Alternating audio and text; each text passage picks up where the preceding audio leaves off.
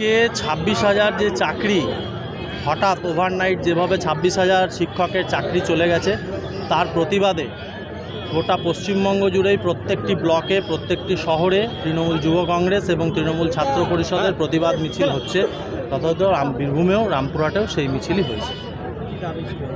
আমাদের দাবি যেভাবে সিপিএমের বিকাশ রঞ্জন এবং বিজেপির নেতারা যে চক্রান্ত করে যেভাবে একটা পরিকল্পনা মাফিক এই 26,000 শিক্ষকের চাকরি বাতিলে তারা যে আনন্দ উচ্ছ্বাস প্রকাশ করছে এবং তারা যেভাবে এদের চাকরি বাতিলের ক্ষেত্রে তাদের হাত আছে যে চক্রান্ত, তার বিরুদ্ধে আজকে ছাত্র যুব সম্মিলিতভাবে রাস্তায় নেমেছে।